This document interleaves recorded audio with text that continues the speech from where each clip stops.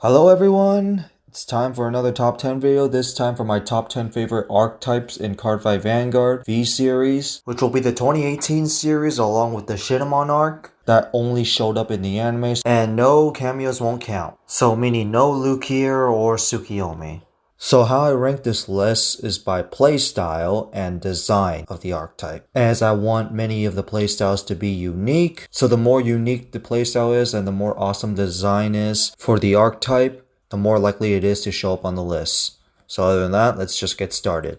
Number 10, it's Sambaku. Design wise, it's okay, but playstyle wise, it's unique.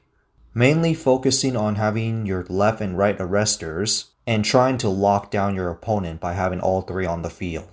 But why this one is in my number 10 is mainly because the design is okay, and 2, I don't like having decks that rely on specific rear guards, but at least that this deck actually has something to build up for it.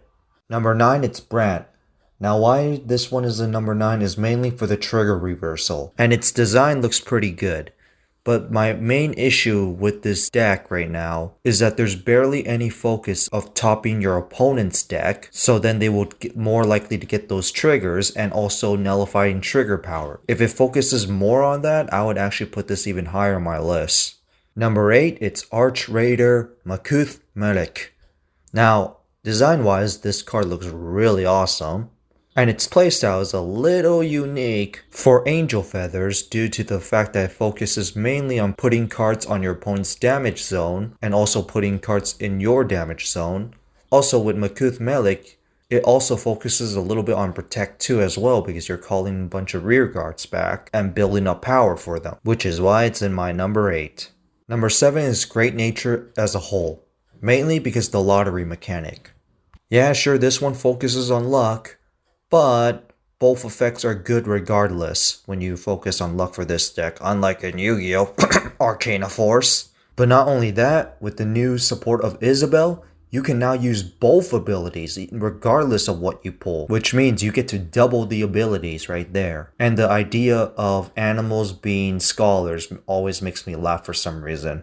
Number 6, Magus. Mainly for its playstyle of drive checking even more triggers, and also stacking those triggers and then gaining even more power for drive checking them. And Waifu Clan. Number 5, Valkyrian. Now, design-wise, they're okay, but the playstyle is something that I actually wanted to see in quite some time ever since the V-Series started. Because with this deck, there's now a reason to build up your imaginary gifts, and it's to reach something big in the form of Valkyrian. Although what this deck lacked at first when it was released was a big finishing move with that big Valkyrian, but with Origin Deity Uranus, it also makes Valkyrian as a finisher. So at least now this deck actually has the majority of the cards it needs, and in a playstyle I actually like. Number 4, it's Akatsuki Hanzo. Mainly it's focused on bouncing back your own rear guards to call more evil decoy tokens, and then sneaking behind them to clear out your opponent's field and hand. And its design looks pretty evil.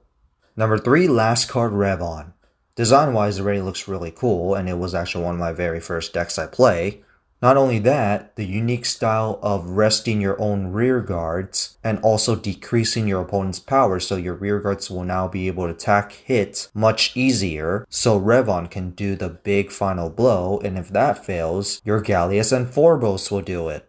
Number 2, it's Chrono Fang Tiger. Now I don't hate Chrono Jet, in fact I like both of their designs, but Chrono Fang Tiger seems to have a much more interesting playstyle. I know it's pseudo-brave, but that's why it's in the list, compared to Chrono Jet where it focuses on discarding cards, which is what the pseudo-stride is for anyway. So for the Chrono Fang playstyle, it focuses on lowering the amount of cards from your hand as much as possible to get benefits, which means that you're going to need to have a lot of interesting interactions like guarding and how much to lower your hand.